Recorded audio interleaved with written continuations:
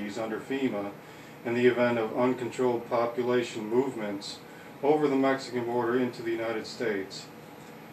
The real agenda, just as it is with Halliburton's gulags, was to use the cover of rounding up immigrants and illegal aliens as a smokescreen for targeting political dissidents. From 1967 to 1971, the FBI kept a list of persons to be rounded up as subversives, dubbed the ADEX list. As recently highlighted by author Naomi Wolf, the National Counterterrorism Center holds the names of close to 1 million terror suspects, with the number increasing by 20,000 per month. Discussions of federal concentration camps are no longer the rhetoric of paranoid internet conspiracy theorists. They are mainstream news. One of the last acts of Congress in 2006 was to send President Bush a bill that establishes a $38 million program in the National Park Service, granting to preserve Japanese POW internment camps in Hawaii, California, Arizona, Arkansas, Colorado, Wyoming, Utah, and Idaho.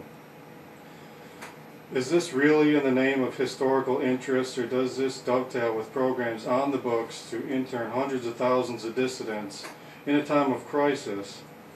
What could the government be contemplating that leads it to make contingency plans to detain without recourse millions of its own citizens? Asked former Congressman Dan Hamburg of the watchdog group Voices for the Environment, Inc., in an article carried by the San Francisco Chronicle last year. Since 9/11, and seemingly without the notice of most Americans, the federal government has assumed the authority to institute martial law, arrest a wide swath of dissidents, citizens and non-citizens alike, and detain people without legal or constitutional recourse in the event of an emergency influx of immigrants into the United States, or to support the rapid deployment of new programs, Hamburg co-wrote with Louis Seiler.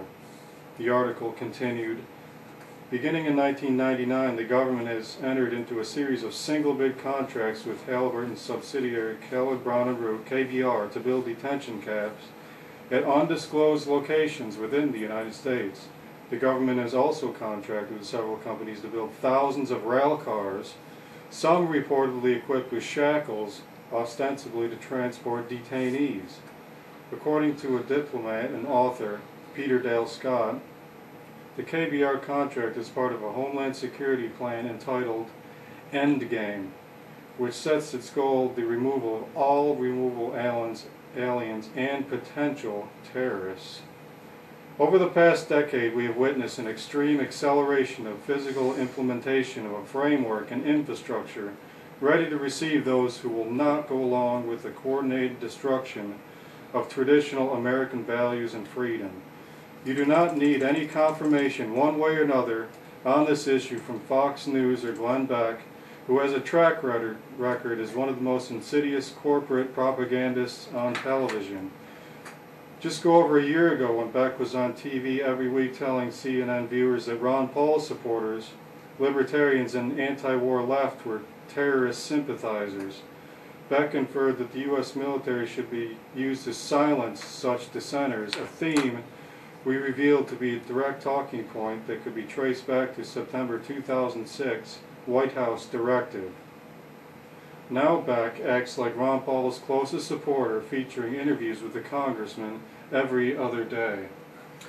Let's go ahead and take this break, and then we'll come back and talk about that. This is Farron and Brian on the Real News, WSIC 1400, WDSL 1520.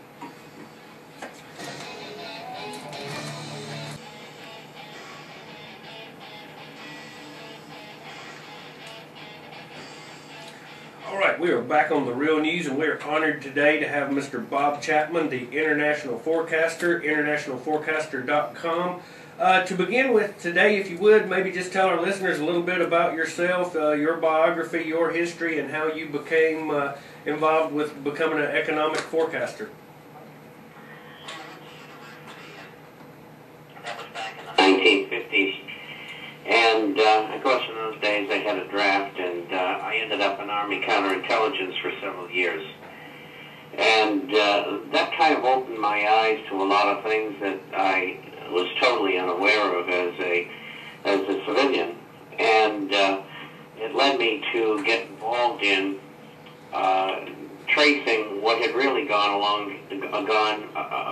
had happened historically during some of the previous periods, and I found that things weren't all the way they were supposed to be in regard to our government's relations with the people and also other governments.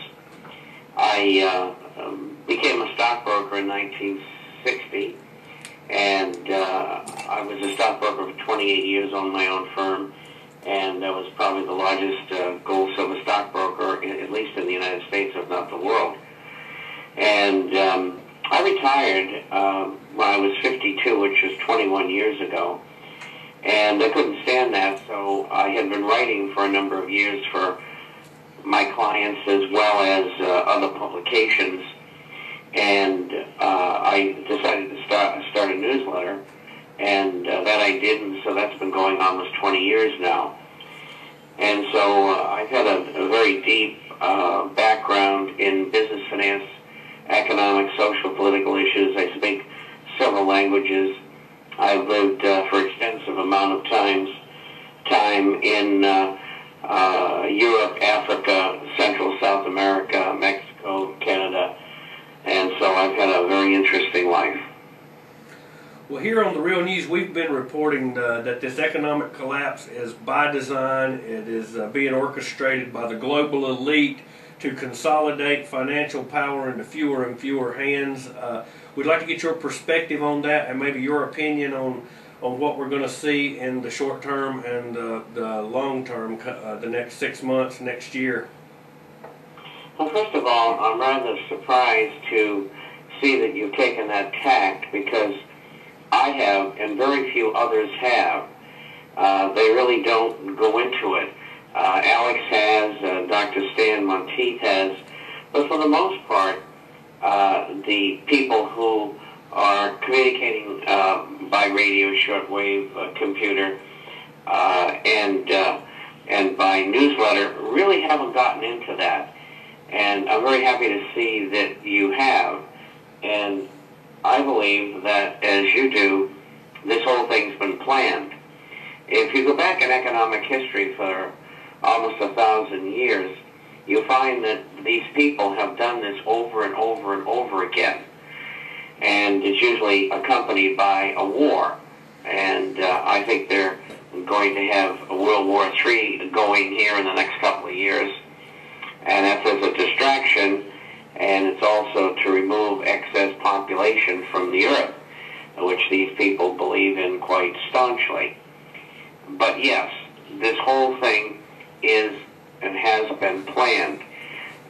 You say to yourself, why would the people who control Wall Street and banking and the largest international conglomerates in the world do such a thing as to destroy the very structure by which they control business and finance and other issues, and as a matter of fact, most governments. And it's the only way that they can bring about world government, that is to bring the public of the world financially, economically to their knees, and then shove a one world currency and a one world government down their throats. I do not believe that they're going to be successful, and I think that this time they're going to pay a terrible price, because there's too many people today, via the tremendous improvement in communications we had just in the last 15 or 20 years, that too many people know what they're doing, and that's one of the reasons I do 20 hours of programming on radio every week, besides publish my newsletter twice a week, which runs around 35 or 40 pages each time.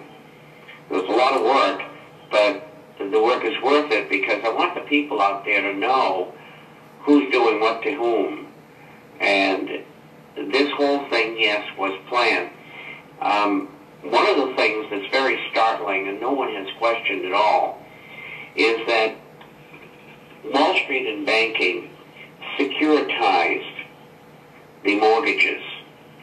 Now, they took mortgages and put them into a batch, and they called them a bond, and they rated them, in this case AAA,